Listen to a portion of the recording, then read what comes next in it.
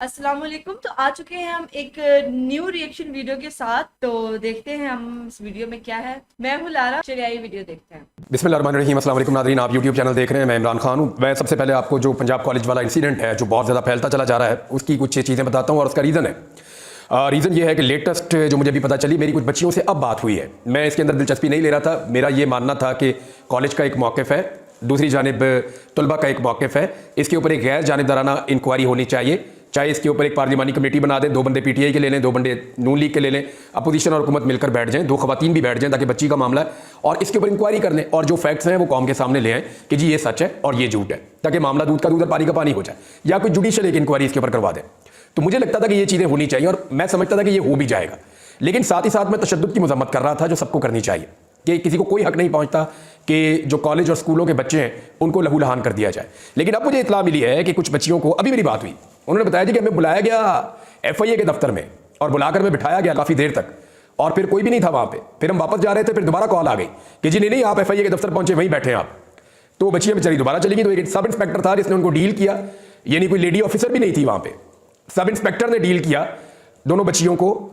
और ना सिर्फ डील किया बल्कि उनसे उनका एक मोबाइल फ़ोन भी ले लिया, उनको थ्रेट भी किया, उन्हें यह भी कहा कि आपको लॉकअप के पीछे डाल देंगे, आपको बंद भी कर सकते हैं, लेकिन अभी हम फिलहाल आपको छोड़ रहे हैं। और उनसे बड़े सख्त किस्म की ज़बान इस्तेमाल की उन बच्चियों के साथ, उनको हिरासा किया गया। उन बच्चियों ने यह बताया कि वो मीडिया को गालियां भी दे रहा था और ख़ास तौर पर उसने मेरा नाम लिया कि जी हम इमरान रियाज को भी ये कर देंगे वो कर देंगे, भाई तूने जो करना है ना तू कर ले, तेरे से बड़े बड़े जो है ना पहले जोर लगा लगा के तक गए, सारा कुछ तुम लोगों ने करके देख लिया, एक केस आज तक तुम लोग साबित नहीं कर सके, हमेशा गूं खाया। एफआईए ने मेरे ऊपर कितने सारे मुकदमे किए, एक भी केस आज तक एफआईए साबित नहीं कर सकी। झूठे मुकदमे में पकड़ के औरिया मकबूल जान साहब को बंद किया हुआ है, इससे पहले भी सहाफियों को पकड़ के बंद करते रहे, एक केस आज तक एफआईए साबित नहीं कर सकी। अदालत के अंदर ये बगलों में मुंह छुपाते हैं जाके, इनके पास जवाब नहीं होता जज साहब को देने के लिए, वहां पे ये कोई चीज साबित नहीं कर सकते और अब कह रहे हैं एक नया मुकदमा बनाएंगे। और भाई लोगों पे टॉर्चर होगा तो मैं बोलूंगा, जब बच्चों का खून बहेगा तो मैं बोलूंगा, जब आप बच्चों को सड़कों पे मारेंगे तो मैं बोलूंगा, जब आप पुलिस वाले बच्चों पे आंसू गैस फेंकेंगे, बच्चों को टॉर्चर करेंगे, हमारे अपने बच्चे कॉलेज में स्कूल में जाते हैं, तो क्या मैं नहीं बोलूंगा? क्यों नहीं बोलूंगा? मैं तो अपने बच्चों के साथ खड़ा हूंगा, मैं तो बच्चों के हक में बात करूंगा, कभी ना मारो। वो पूरा मना एहतजाज कर रहे हैं, उनकी बात सुन लो, इंक्वायरी करवा लो, उनको जवाब दे दो। अब चंद सवालात हैं जो पैदा हो गए हैं, मैं आपके सामने रख देता हूं। एक तो जो ये बहुत सारे लोग अब आकर कहना शुरू हो गए हैं कि ये वाकया हुआ ही नहीं, तो मुमकिन है कि ना हुआ हो। ये वाकया हुआ है या नहीं हुआ, बच्चों का खून बहा है, बच्चों को चोटें लगी हैं, दर्जनों बच्चे अस्पतालों में पहुंचे, पुलिस ने और गार्ड ने बदतरीन लाठीचार्ज किया है, बच्चों को गाड़ियों के साथ टक्करें मारी गई हैं, बच्चों को जो है वो बच्चियों की हालत गैर हो गई, मार खा के उनको अस्पताल पहुंची है बेचारी। ये सारा कुछ तो हुआ है ना, इसकी कौन मजम्मत करेगा? वो एक्चुअली मामले की रिपोर्टिंग इससे शुरू नहीं हुई कि कॉलेज में क्या इंसिडेंट हुआ था, वो तो इंक्वायरी होगी, पता चलेगी हुआ या नहीं हुआ। अभी सारे क्लेम कर रहे हैं कि नहीं हुआ, कोई ये नहीं बता रहा कि एक्चुअली वो बच्चा कौन था, लेकिन बच्चियां कहती हैं कि कोई एम्बुलेंस जरूर आई थी कॉलेज में, वो किसको लेकर गई ये अब तक नहीं पता, वो एक अलग कहानी है। उसके ऊपर तो मेरे ख्याल में जुडिशियल कमीशन या पार्लिमानी कमीशन बने और वो बनके इसके ऊपर फैसला करे, उसमें मैं बड़ा क्लियर हूं, क्योंकि उसमें मैं भी कुछ नहीं कह सकता, आप भी कुछ नहीं कह सकते, मैं उसमें तफ्तीश तो इदारों ने करनी है ना। और जिस तरह पंजाब हुकूमत ने अपने आप को पार्टी बनाया इस सारे मामले में, तो वो तो तहकीक कर नहीं सकते, तो या तो एक जुडिशियल कमीशन बने या एक पार्लिमानी कमीशन बने जिसके अंदर दूध का दूध और पानी का पानी हो जाए। बच्चों का मुतालबा भी यही है कि जनाब हमें इसकी इंक्वायरी करके आप दें। अब बच्चे एहतजाज करते जा रहे हैं, पंजाब के बाकी शहरों में निकल रहे हैं, लाहौर में निकल रहे हैं। मुझे ऐसे लगता है कि ये जो पीएमएल है ना, इनका एक बहुत बड़ा इशू है। ये जिसके हाथ में कागज और कलम देख लेना या जिसके हाथ में ये किताब देख ले, ये समझते हैं ये हमारा दुश्मन है। तालीम के साथ इनकी ऐसी दुश्मनी है, तालीम के साथ इनको ऐसा बुग़्ज़ है, इन्हें लगता है कि जो शख्स पढ़ लिख जाएगा वो कभी भी हमारा कारकुन नहीं बनेगा। इन्हें लगता है जो शख्स आला तालीम हासिल कर लेगा या उसको शऊर आ जाएगा तो वो हमसे सवालात करेगा और हमसे जवाब मांगेगा, तो इनके पास जवाब तो होता कोई नहीं है। तो इन्होंने बच्चों को बिला वजह अपना दुश्मन बना लिया। यार बेशुमार बच्चे हैं जो हो सकता है नवाज शरीफ को भी पसंद करते हो, आपने उनको भी डंडे मार दिए। बहुत सारे बच्चे हैं जो इमरान खान को पसंद करते हो, आपने उनको भी डंडे मार दिए। क्या ये बच्चे अडियाला जेल गए थे, जाकर इमरान खान से मिले थे, वहां से पूरा मंसूबा लेकर आए थे कि ऐसे ऐसे हम झूठी कहानी बनाएंगे, ऐसे ऐसे हमारे गार्डों की नौकरियां तब्दील हो जाएंगी, उनकी शिफ्टें बदल दी जाएंगी, ऐसे एक एम्बुलेंस का साउंड होगा, ऐसे एक इंसिडेंट होगा, बच्चे उसके ऊपर एहतजाज करेंगे, टीचर उसके ऊपर बच्चों को थ्रेट करेंगे, फिर एफआईए को इस्तेमाल किया जाएगा, सारा खेल खेला जाएगा। क्या ये सारा कुछ अडियाला जेल में तय हुआ था? भाई एक कॉलेज के अंदर क्या हो रहा है क्या नहीं हो रहा हम तो नहीं जानते। अभी एक और खबर रिपोर्ट हुई है, मिसाल के तौर पर मैं आपको ये बता देता हूं। अब ये वाकया तो कोई नहीं जानता था कि ये वाकया कैसे हुआ, कौन किया, किस तरीके से हुआ। ये आप देखें, मैं आपके सामने रखता हूं। नादिर बलोच साहब हैं, उन्होंने एक एफआईआर शेयर किया है और ये एफआईआर पिंड दादन खान से है जी। ये पंजाब का पिंड दादन खान है, झेलम का इलाका, वहां से उन्होंने ये एफआईआर शेयर किया है। FIR के अंदर जो है वो जो थोड़ा सा उर्दू मतन है मैं आपको बता देता हूं कि पिंडदादन खान में तालिबा के साथ ज्यादती का वाकया। एजुकेटेड स्कूल की 8 साल तालिबा को स्कूल की कैंटीन के ठेकेदार ने मुबैना ज्यादती का निशाना बना डाला। तालिबा के इब्तदाई मेडिकल टेस्ट में डॉक्टर्स ने ज्यादती की तस्दीक कर दी। पुलिस ने मुलजिम इम्तियाज को गिरफ्तार करके मुकदमा दर्ज कर दिया। ये एक वाकया है ना, तो ये दूसरा वाकया भी ऐसे ही रिपोर्ट होना था, इससे ज्यादा नहीं होना था। वो भी बच्चे प्रोटेस्ट कर रहे थे, एहतजाज कर रहे थे, आपने उनको मारना शुरू कर दिया। मुझे लगता है इन्हें खून चाहिए, यानी कोई एक आधा हफ्ता हो गया पाकिस्तान तहरीक इंसाफ के कारकुन नहीं निकले ना, तो ये लाठी चार्ज नहीं कर सके, खून नहीं बहा सके। तो ये जो पंजाब की जो गवर्नमेंट है ये ड्रैकुला लगती है मुझे। इनको खून पीने का शौक है, खून देखने का शौक है। तो जब शौक पूरा नहीं होता, लगता है नशा टूट रहा था, बच्चों को मारना शुरू कर दिया।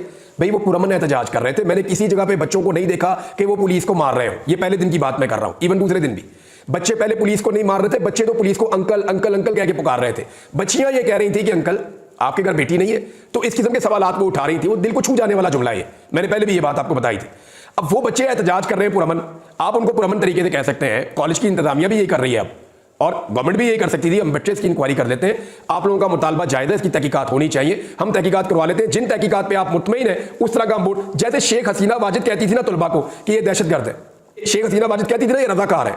रजाकार एक्चुअली शेख हसीना वाजिद के पॉलिटिकल अपोनेंट्स को कहते हैं, यानी वो अपनी सियासत के लिए, हम तो यहाँ पे दहशतगर्द कहते हैं, हम तो यहाँ पाकिस्तान तहरीक इंसाफ के फॉलोअर कहते हैं, तो वहां पे रजाकार कहा जाता था कि ये रजाकार है, ये आतंकवादी है, रजाकार है। तो शेख हसीना वाजिद ये कहकर बच्चों को मारती थी। तो जो पंजाब की शेख हसीना वाजिद है उन्होंने भी इसी तरह का रवैया रखा हुआ है, और FIA के दफ्तर में बुला के आप बच्चियों को थ्रेट करवा रहे हैं। फॉर गॉड सेक यार इंसान बन जाए। बच्चों ने वही बात की है जो उन्होंने देखा, जो उन्होंने सुना। आप उसके अंदर तस्दीक कर सकते हैं कि नहीं बेटा, ये जो एम्बुलेंस आई थी ये एक्चुअली किसी और काम के लिए आई थी, ये जो गार्ड्स की जो तब्दील की है शिफ्टें, ये किसी और काम के लिए तब्दील की है। जो भी है आप उनको मुतमईन करें ना, इसके ऊपर इंक्वायरी करें, और गैर जानिबदारा इंक्वायरी होगी तो सबको यकीन भी आ जाएगा। अब बच्चों को मारने का कोई जवाब नहीं था, जो उनके ऊपर टॉर्चर किया गया, वो गलत किया गया, वो जुल्म किया गया।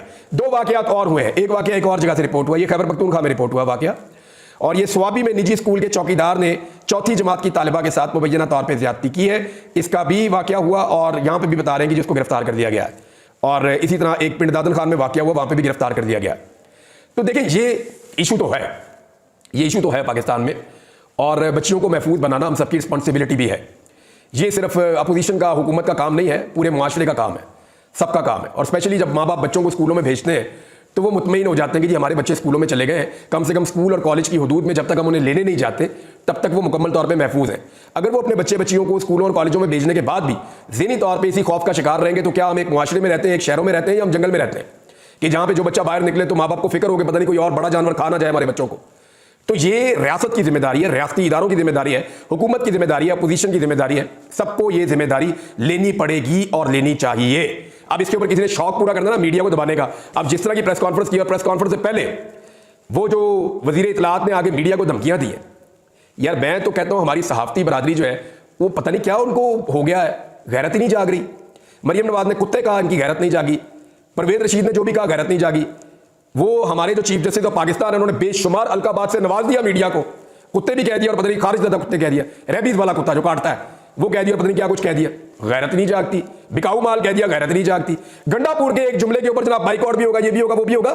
मुझे लगता है कि पाकिस्तान का मीडिया भी जो है ना वो एक तरह से टाउटी कर रहा है। कमजोर जो है वो काबू आ जाए तो उसको दबाता है, ताकतवर जो हुक्म दे उसको हुक्म को बजा लाता है। यही पाकिस्तान का मीडिया कर रहा है। यहां पे खड़ी होकर इंफॉर्मेशन मिनिस्टर ने बाकायदा धमकी लगाई है, खबरदार किसी ने सवाल किया तो, खबरदार कोई ऊंची आवाज में बोला तो, खबरदार किसी ने माहौल खराब किया तो शहजादी साहिबा आ रही है, शहजादी साहिबा आ रही है, खबरदार कोई माहौल खराब ना करे और बिल्कुल अच्छे बच्चों की तरह बन के रहो। जिसने शरारत की फिर मैं उसके इदारे में शिकायत लगाऊंगी, और उसका मतलब समझते हो, उसका मतलब तुम्हारी नौकरी गई। यार इस नौयत की धमकियां तो आज तक सुनी भी नहीं थी। यार दबे लफ्जों में तो लोग कह देते थे, नौकरी बाद का चली भी जाती थी। मुझे ये नून लीग वाले दफ्तर में आगे बैठ जाते थे, मुझे कई दफा इन्होंने मुअत्तल करवाया, कई दफा मुअत्तल करवाया, नाम ले सकता हूं मैं। परवेज रशीद मेरे दफ्तर आगे बैठ गया, फर्क करो इसको। ख्वाजा साद रफीक इतने बड़े जमहूरियत के चैंपियन मेरे दफ्तर में आगे बैठे, फर्क करो इसको। और फाद हुसैन जनाब आगे बात सुनने वाला कौन, फाद हुसैन, मुझे कई दफा फारक किया फाद हुसैन ने, बीट चेंज कर दी, मुअत्तल कर दिया। ये काम जनाब फाद हुसैन सब करते थे इनके कहने पे। तब मैं समझता था शायद फाद हुसैन न्यूट्रल है, लेकिन बाद में मुझे पता चला कि ये तो एक ही साइड से खेलते हैं, तो उन्होंने कह दिया इन्होंने कर दिया तो क्या फर्क पड़ता है, ये तो बाद में पता चला मुझे। लेकिन मेरे अल्लाह की जात बहुत बड़ी है, पहले भी इन्होंने बड़े मुकदमे बनाए, बड़ी चीजें की हैं। अब ये मीडिया को बाकायदा थ्रेट कर रहे हैं और मीडिया सुकून से ठंड प्रोग्राम बैठ के देख रहा है। ये मीडिया की क्रेडिबिलिटी भी खत्म हो जाएगी, बिल्कुल खत्म हो जाएगी। मुझे आज फोन आया मुबीन आरफ जट जो एमएनए है गुजरावाला से, उनके वालिद का, आरफ जट साहब। उन्होंने कहा जी मेरी फैक्ट्री के ताले तोड़े, पहले सील किया था, ताले तोड़े, उनको खोला है, वहां से 13 से 14 करोड़ रुपए का माल उठाकर ले गए। 13 से 14 करोड़ रुपए का माल उठाकर ले गए। आईनी तरमीम में वोट दो तो 50 करोड़ से 1 अरब रुपए तक मिल जाएगा। आईनी तरमीम में वोट नहीं दोगे 14 करोड़ का माल फैक्ट्री से उठाकर ले गए।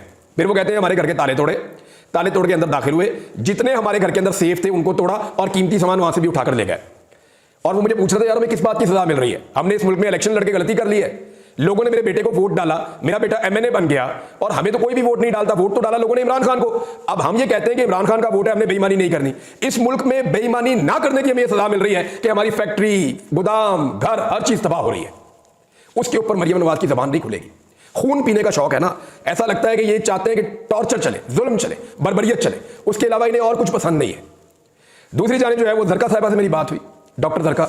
उन्होंने सुबह फजर की मैंने नमाज पढ़ी तो मुझे उनका एक मिस कॉल आया हुआ था, मैंने उन्हें कॉल की तो उन्होंने मुझे कहा कि जी मेरे साथ बहुत बुरा हो रहा है। मैंने कहा जी आपके साथ क्या हुआ? उन्होंने कहा जी मैं पाकिस्तान के बाहर थी, मेरा बेटा, अच्छा मुझे ये पता था उनका एक जो छोटा बेटा ना वो ज़हनी तौर पे थोड़ा सा बीमार है, मैं समझा उसको उठा लिया था। उन्होंने कहा उसको नहीं उठाया, मेरा एक बड़ा बेटा है और वो इंजीनियर है और वो काम करता है, उसको उठा लिया एजेंसियों ने। मैंने कहा जी फिर क्या हुआ? कहते जी उसके बाद मेरे बेटे से बात करवाते थे। मैंने बेटे से कहा मेरी इनसे बात करवाओ, बात भी नहीं करते थे और धमकाते थे। मेरा बेटा कहता था ये मुझे कभी नहीं छोड़ेंगे, आप वापस आ जाए। तो वो एक माँ है, वो बैरून मुल्क से, पीटीआई ने मना किया आपने नहीं आना, वो मजबूर होकर पाकिस्तान आ गई। बेटे को कहते थे तुम्हारी माँ को पता है करना क्या है, सिर्फ तुम मुझे कॉल करके बुलाओ इधर। माँ पहुंचती है और उनको मिलने के लिए जाती है, अपनी पार्टी की क़यादत से रब्ता करती है। शिबली फराज साहब ने हाथ खड़े किए, उन्होंने कहा जी ठीक है हम आपके साथ जरूर है, लेकिन ये मामला आपको हल करना है, आप जाएं, जाके उनसे मुज़ाकरात करें और मिले।